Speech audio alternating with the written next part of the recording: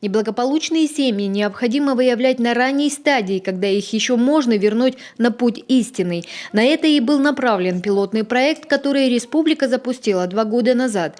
Для начала в Сыктывкаре и Сыктывдинском районе. Недавно к нему подключились Ухта, Сосногорск и Ежва. За это время в социальные службы поступило порядка 85 тревожных сигналов. По ним уже ведется профилактическая работа. Ребенок как индикатор, он сразу реагирует на эти изменения в семье, когда меняются правила поведения, взаимоотношения. И заметить эти изменения могут те, которые каждый день видят ребенка. Это прежде всего воспитатели в детских садах, это учителя, это педагоги дополнительного образования, ну и соседи в том числе. То есть это внешние проявления могут быть, поведенческие, но и в то же время изменения в поведении родителей.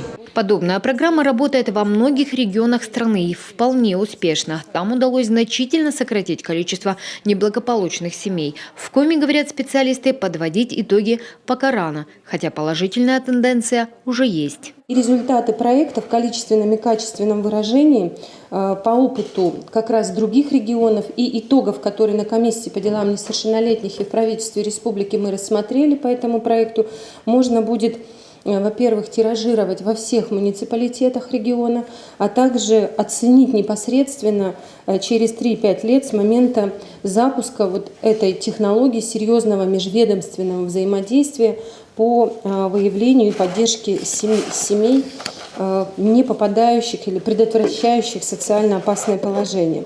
Особого внимания требуют и другие семьи – малоимущие и те, которые воспитывают особенных детей. Разумеется, с ними плотно работают социальные службы, государство помогает денежными выплатами.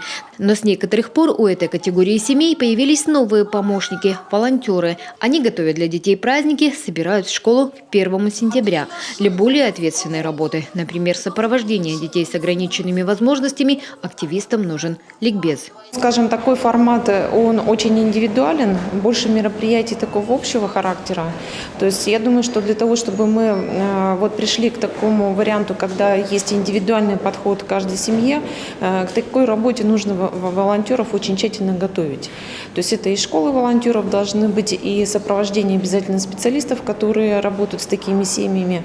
То есть мы к этому должны прийти. К слову, 5 декабря волонтеры впервые будут отмечать свой профессиональный праздник. Указ о его учреждении подписал Владимир Путин. Возможно, после этого на столь мощный ресурс помощников обратят больше внимания. И школы для социальных добровольцев откроются уже в ближайшее время. Ну а все предложения регионального семейного совета войдут в республиканский план по исполнению указов президента и объявленного им десятилетия детства. Елена Кононова, Павел Фетисов, телеканал Юрган.